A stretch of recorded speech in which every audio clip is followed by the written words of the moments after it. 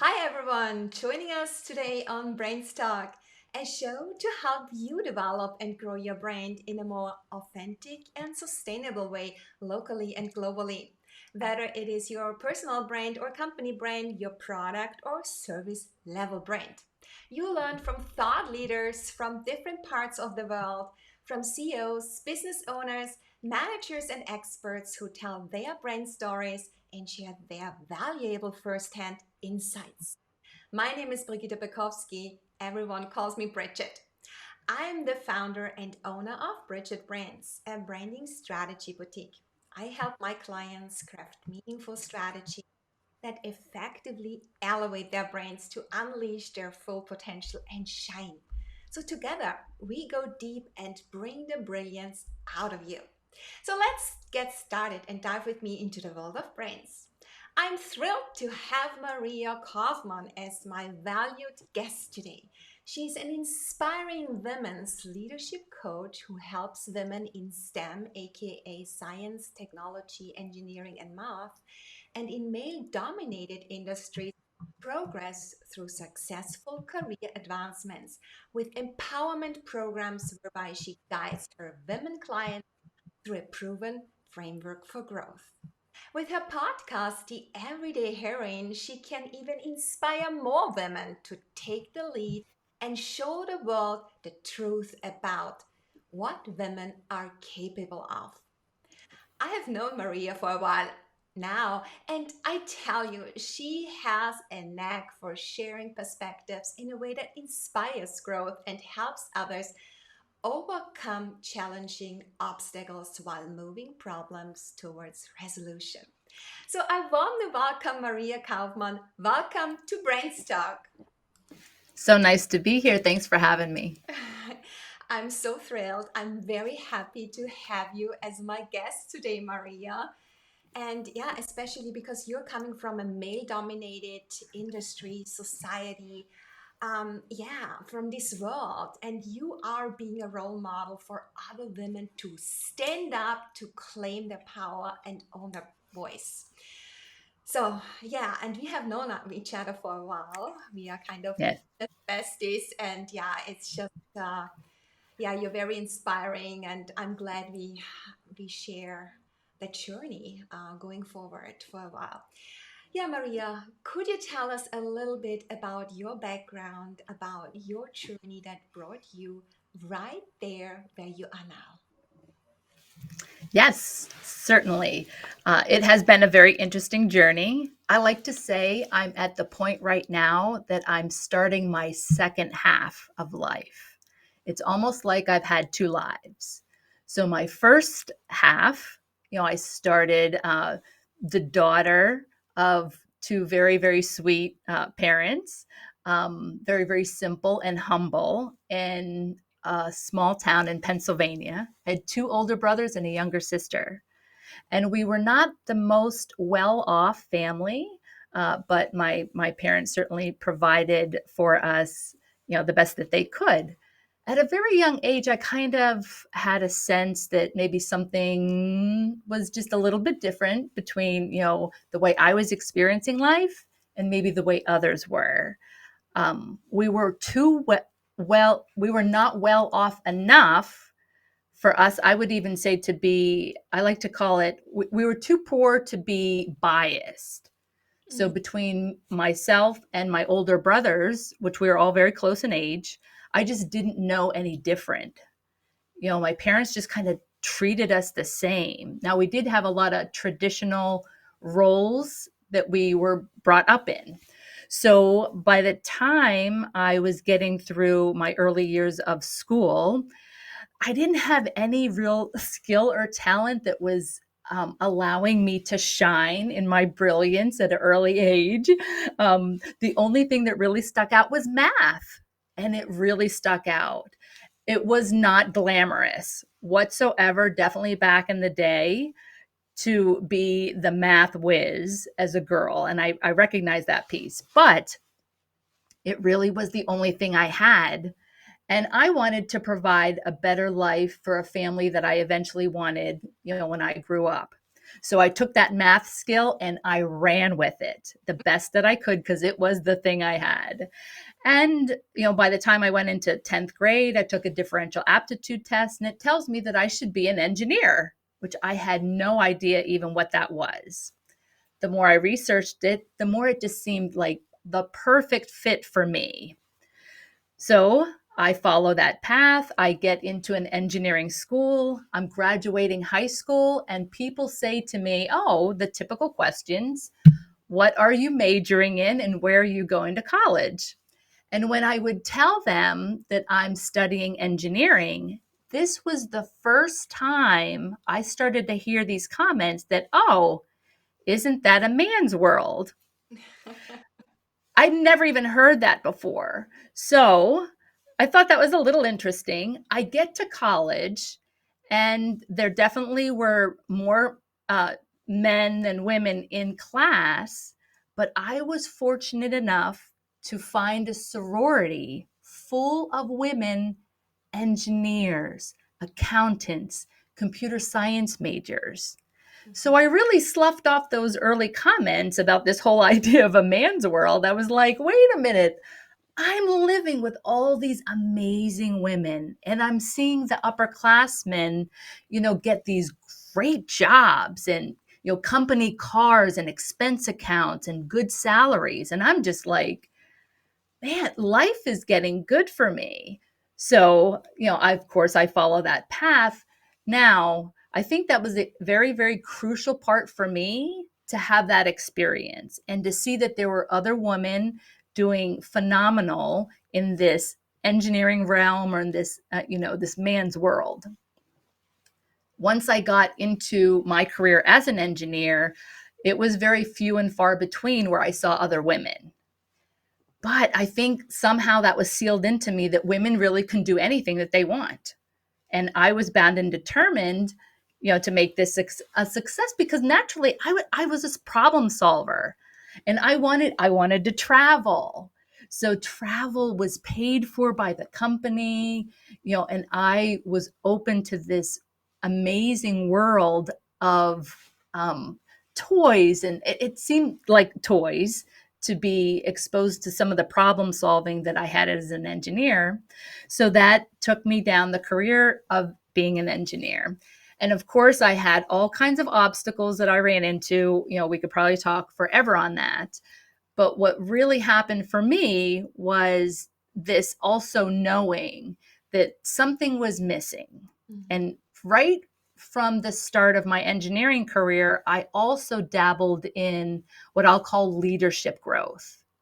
And so in my spare time, I was just consumed with reading books and taking seminars and getting into certain classes that helped me understand what was it about some of these people that were successful that maybe I didn't have and I certainly didn't have growing up. So I wanted to complement that. So as life goes, eventually I get to the point where I discover that life coaching is a thing. That was another one that, man, the first time I heard it, it was like I got hit by a lightning bolt. And I was like, I have to have a part of this life coaching thing or understand what that's all about. So I pursued that in my spare time. Um, and it certainly transformed me in a way that took me on a different direction, but it did take a little, about 10 years actually, between the time I got certified as a life coach until I decided to take a whole different path in my career. And now I'm starting my second half as a whole new, an entrepreneur in a whole different direction. Yeah, so actually this year, right, in March, you started out and you became your own boss. So I would like to go a little bit deeper into that. Why did you make that decision? Why did you want to transform into being your own boss and I mean leaving a safety net with all of the benefits? And that's a huge step. You have to be very courageous doing something like that, right? So what was your big why that you going for? There is something like you need to do that, right? And you must have a vision that you're going for. And And how do you do that? What are the values that you are living by? So, a bunch of questions. Let's go step by step. Why? Why, Maria? This is interesting. So, for as long as I have known you, I don't know if we've gotten into some of the details. No, And no. it was a real struggle. So, there was a part of me, and like I said, for 10 years, I had my life coaching certification and I was doing both internal coaching on the job and, outside of the job as well, a little bit on the side. And um, like exactly like you said, it was safe. I'm making a good salary. And as a matter of fact, it was very, very difficult of a pool between, my engineering career and making that transition because right now there's a very, very limited supply of people with my skill. So the demand for is easy. I it's not like I have trouble getting a job, staying employed and making a good salary. But inside, my heart and soul were dying, like literally dying. So, one interesting little fact that was I believe was a true pivotal point was I was making a decision to buy a house. So I had done a little bit of relocating with some job opportunities. I actually, so in that transition, in looking for a new house, I put a deposit, and this was like my dream house. It was brand new construction. I got to pick out everything. The location was perfect. I had a deck with a beautiful view. It was everything I could have dreamed of. And I put the deposit on, and then all of a sudden, something inside of me was totally putting on the brakes. Totally putting on the brakes. So in the meantime, too, I was talking to a financial advisor of mine who actually coached me through this decision. At one point, I'm reaching out to her to ask to liquidate some funds so I can buy the house. Not a big deal. And she's all in, going to support me anyways, especially when it's a dream house. I loved her support in that area. But when I was honest with her and I told her about all these feelings inside that was like, I don't think I can do this. And it wasn't like I don't think I can afford it, or it was something else that was saying, you cannot do this from inside. Wow. And yeah, it was powerful. And I remember that phone call with her, and she basically helped me to put myself past the decision saying no to my dream house. Oh, wow. And when she helped me vision that, that was a baby step toward, there is a different vision for the way my life needs to go right now. The engineering career has been incredibly rewarding and fulfilling, and it has now just come to pass. It now is ending, and I needed to be honest about that. Mm. And so my financial advisor helped me with that. And I think some of the whys, Bridget, is once again, I was really fortunate to have a great career, but I learned so much. And I learned so much the hard way. Mm. It took me way too long to understand, first of all, that you should really negotiate for everything, for a salary and all these other things, right? And not only that you should do it, but even how to do it. So all of the now knowledge and experience that came with that career, I felt a strong purpose that I need to give back. Yeah. Yeah. And I need to help other women get over this because it shouldn't be that hard. It should definitely not have been as hard as it was for me. So so that was a big driver. And through that transition as well, I have a daughter. Yeah. So as I was learning some of these things, and some things, early in my career, you just take it with a grain of salt, and it's just part of this world, that you're living in, and part of owning who you are and what you want to do. But the more I started to understand some of these nuances and the impact that they have, I'll call it the butterfly effect, right? Mm-hmm. So, maybe I downplay this interaction that I'm having with somebody today, and maybe I don't handle it in the best way that I could, but I learn from that. So I can do better the next time.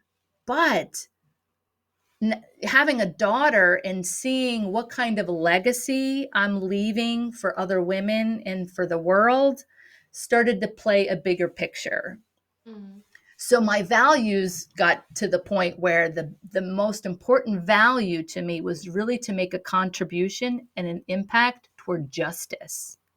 Wow. Very, very strong in that. And of course, I think, I know we've talked a lot, just learning, understanding, and knowledge is a strong value of mine as well. Yeah, mine too. That's something we have in common. It's a huge driver, and I love it. This is why even on my second half, right? I feel like, in the second half, I get to bring in all the wisdom Mm. and let go of, a lot of the things that don't serve me any well and start fresh. Yeah. And that's a beautiful thing. But the third real strong value is fun and adventure. Mm. Looking back on, especially in my early times and some of the challenges that I've had as a woman in a male dominated industry, I really was confrontational about it. And it really left me a lot of times feeling like the victim, or that I'm always in this fight somehow with the world. Yeah, yeah. And when I learned, right? When I learned to drop all that, life became fun, Yeah. Yeah. right? And everything's an adventure. Yeah. And if I- I can bring more yeah. fun and adventure to the world, sorry, go ahead. No, it just, you have this kind of freedom suddenly. Yeah, it's kind of dropping some weight, isn't it? Oh, huge weight. It's the mental weight. It's like when you get up in the morning, it's the weight that you bring to the world, Mm-hmm. right? It's not necessarily what's been placed upon you. Yeah. It's more what you choose to carry, in life. And yeah, and in that sense, it's, I think also especially women coming from, let's say, the STEM industry or male dominated society. I think there is this urge to be perfect because you have to kind of live up to the expectations what actually guys are fulfilling, and you think you have to work much more, much stronger, and much longer. And also, I think along with that is this kind of feeling to be, yeah, this imposture, not being good enough. So I suppose this is kind of a characteristic of your target group, that you are appealing to, part of your ideal customer that you're working with, that you help kind of, yeah, turn around this pain into a gain. So can you tell us a little bit about your customer? So what are the benefits? Who is it exactly? Yeah, and I love, to understand who is it exactly is, and perfectionism and imposter syndrome are definitely, I'll say, indicators that, and I'll call them decelerators when they're true decelerators. Mhm. Okay, so uh, in a growth cycle, we learn, we grow, and we establish. And that's a constant cycle, right? In anything we do, we're basically, kind of learning, growing, establishing, learning, growing, establishing, and continuing, that path. Mhm. So in the learning phase, I say it's pretty normal to feel like an imposter. So on a small scale, that's pretty typical. Definitely when you show up to a construction site or even to a meeting in, a corporate office, and you're the only woman in the room or in the facility, that's going to be a natural imposter syndrome, Mhm. right? And I definitely, right from my early stages, I kind of knew that that was going to be the case, and I definitely downplayed that. Yeah. But what I say is, I like to say that advancement benefits everyone. Mm-hmm. Okay. So when we talk about that imposter syndrome, there's two pieces to that. There's one in how a person shows up, and then there's also one in how they're treated. Yeah. So the more important it is now to get to these people, these clients who, and it may be, women in a male dominated industry, but it may be somebody starting a business that feels like, who am I to start this business? Right? It's a lot of the same, philosophies and techniques, if you will, to kind of walk you through that process. So perfectionism is what I on the learn, grow, and establish cycle. Perfectionism is more on the latter side of that cycle, where you work too hard and too long in that development phase, and you don't bring your creations out into life, right? Because you even in the dream phase, Yeah. you think, who am I to have this dream? Yeah. And some don't even progress beyond that. They feel stuck, right? And don't dare to go the next step. Yeah. Yeah. Yeah. And that's where, right, that's the crux of my ideal client would be, oh, you are definitely meant to bring your creation out into the world, even if it's just you just performing. I say you just, but it's huge to have women in the workforce. They have perspectives that are definitely going to drive creativity and innovation, and they're crucial to our society right now, in Mm. our cultures, because they give this natural perspective that is untapped. Yeah. And that's quite a beautiful thing to get in there and to help somebody over that transition into bringing themselves fully expressed into the world, whatever nature that may be. Absolutely. Yeah, that's so beautiful. I love what you're doing. Yeah. Thank you. And it doesn't stop there. So you also recently started your own podcast, The Everyday Heroine. And it's a podcast that also is meant to inspire this women's leadership, and showing the world the truth about what really women are capable of. So, in that way, you can scale, you can even help more people through your podcast. And I love your podcast. Yeah, so Thank you. your interviewees that you're having on your show, it's so much to learn from. And you also came up with an interesting seven defining characteristics framework of an everyday heroine. So, first of all, why did you start your podcast? Second, why everyday heroine? I want the definition behind it. And please talk about this seven defining characteristics framework. Yeah. Okay, great.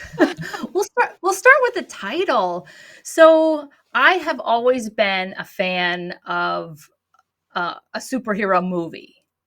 Love superhero movies. And I think there's something in that resonates with a lot of people and taps into that inner drive that that wants to seek toward what I'll call empowerment, right? Yeah. They want to live an empowered life. They want to feel like a heroine, right? But the title came from the everyday heroine. Is there's plenty of real live people, humans, that have this inner capability of being a real live heroine. So I wanted to make it something that communicates a common thread, that we all have this ability inside of us to do these very, very extraordinary things. So part of the idea was to educate and to help people understand that, oh, I see a little bit of that story in me, right? So that was one of the characteristics, is you have to be an actual human being, right? And what I had discovered, because I love movies, definitely love superhero movies, but I started to uncover some of these movies about women in history that I never heard of. And I felt like that was a tragedy in and of itself, is that there's so many stories out there, so many stories that are going, I'll say, hidden. And I think now that there's, streaming outlets that allow you to watch anything you want to watch anytime you want to watch it, I think life is really getting interesting because you can go and choose these things. And that was my thing. It was choosing some of these stories. And the podcast became a vehicle for me to share that story in a way that hopefully inspires others, no matter who they are and where they are, that, oh, there's a little bit of heroine inside of me as well. So that was the big thing. The seven characteristics kind of came out once I did that first episode. So, I started with a movie of a real life person, and I was like, how can I make the connection between this story and this real life person and anyone that comes to listen to this podcast? That was the intention for how the seven characteristics came about. And I think on the back burner, what I had a personal challenge with was when I talk about women's leadership and empowerment. It's such a deep conversation, and it's so colorful and rich. So how do you explain it? And I felt handicapped even from my own perspective in the human language to be able to communicate that succinctly. So really, I think that the podcast is becoming this place where I can talk about it, hopefully in many different ways, uh, and still get at that true nature of what I believe empowerment is and is available to for anyone. Wonderful. So we're gonna put the link to the podcast in the show notes, right? Absolutely. Yeah. So, Maria, by being a certified professional development and career coach and a podcaster, you are a thought leader for all these women. You are a role model of an everyday heroine, right? And in that sense, I mean, I know you now. Yeah. You are really your authentic self. Yeah. What you are doing as a personal brand. So, what does it mean to you to be your authentic self? Let us know. That's a great question. And another one where I find it very difficult to communicate succinctly. But I start with this idea is that, there's a statistic out there that states that we really only use 5% of our brain. Yeah. So that in combination with, I'm kind of talking about how I feel like I've started this whole second half and I really feel like an infant. So I'm just starting to understand what it's really like based on all of these life experiences, what it's really like to be authentic. And part of that is really getting rid of a lot of the learning that doesn't serve us well in helping us to be authentic. And that's okay. It's pretty natural, right? So even in business, there's typically somebody that you're reaching out to help you follow a particular path at a particular moment in time. Mm. But being really authentic is saying, okay, I need a teacher right now that's going to help me maybe with this aspect, and I'm going to take a step. And I'm going to, doing that activity is going to take me one step further to being more authentic with myself or for myself and in this world. And then when that teacher maybe is has taught you what you needed to know at that step, maybe you choose another teacher. So each one of us has this interaction in the world with all these different people that are helping us in some way, I believe, expose our true authentic selves. And maybe it comes in the message of what we don't want to be like. And maybe it's, oh, I want a little bit more of this. And it really makes for this colorful picture of what it's like to really just be yourself. Now, on the point where there's 5% of our brain that we're using, I'm also starting to be exposed to things that are blowing my mind on what's possible with the human potential. Mm. And I am absolutely thrilled and blown away of what's really possible. So with helping my clients in women's leadership is to drop those the things that we learned that might not be helping us to be a true authentic self, and to now pick up things that inspire us and lead us down a whole different motivational way is really exciting. And I can tell you, my clients continue to blow me away. Yeah, of what they are possible suddenly, right? Right. Because you share something with them and then I follow up later and hear how they're taking that into life and then empowering other people. And you see how rich and wonderful, life can really be. Yeah, this really has also something to do with leadership. Yeah, so first of all, you lead your own ship yourself. Yeah, being cognizant of that, and then also helping others. So you're leading others. You are of service to others, right? Yeah. Yeah. And do you have any mindset tips for us that Mm. help us be our authentic self, that allow us to really own our voice, own our brilliance, and that really kind of blows our mind and yeah, make our, let's say, mm, that's our wisdom that we kind of yeah create over our lifetime, help us to kind of broaden that. So do you have any tips for us? And I love how you set that up and how you talked about that, because my biggest tips are, number one is to notice your thoughts, right? Yeah. With a meditation practice, and I've been talking about that on the podcast, that's a great exercise to learn how to notice your thoughts. So the first one is to notice them, and that builds awareness.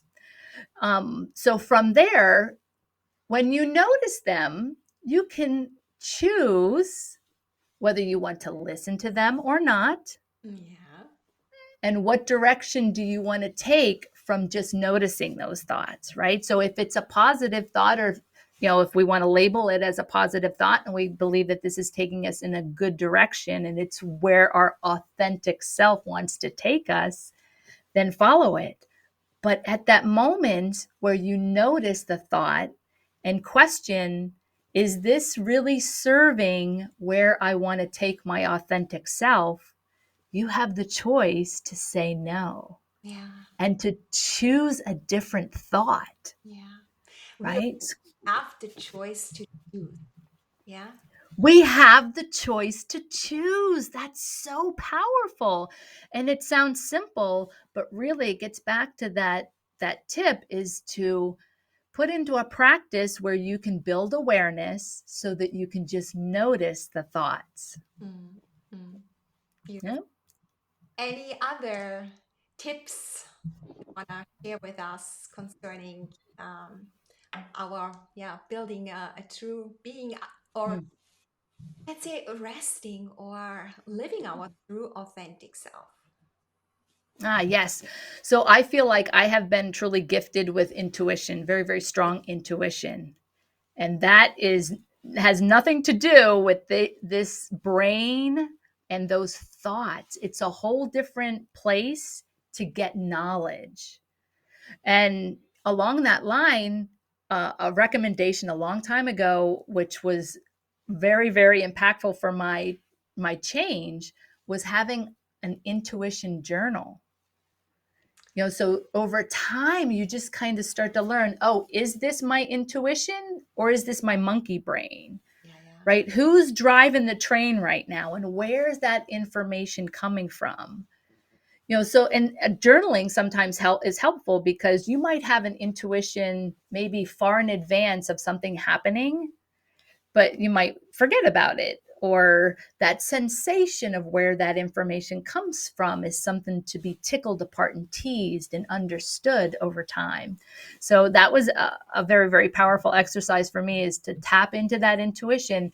And I can tell you now, Bridget, I learned to drive with the intuition. If Mm-hmm. I know it's an intuitive hit, I wholeheartedly take that over any other mental activity that might be coming from my brain. And it's proven to be very, very rewarding and very, very successful. Wow, I love that tip. Thank you so much, Maria. Yes. um, are you willing to share any experience, Maria, that was a major learning for you? Any detour in your life that, yeah, has proven itself as a huge opportunity to grow? So, is there anything that you want to share with the audience? Oh, the first thing that comes to mind there, and I have to follow my intuition, is definitely parenting my daughter Mm, and understanding that, she was definitely a nice mirror because I love her to death. But she offered a mirror to me of who I was and how I was showing up. And even though there were times certainly where I said, "Oh, I don't like the woman that I'm seeing in the mirror," that definitely was huge because I certainly wanted to show up better for her and leave a better legacy in life. mm. And she definitely was a gift that was able to show me that, Oh, as hard as it was. yeah, I guess so. But beautiful. Thank you, Maria. As a last question, do you have any pieces of advice since you now are your own boss? Yeah.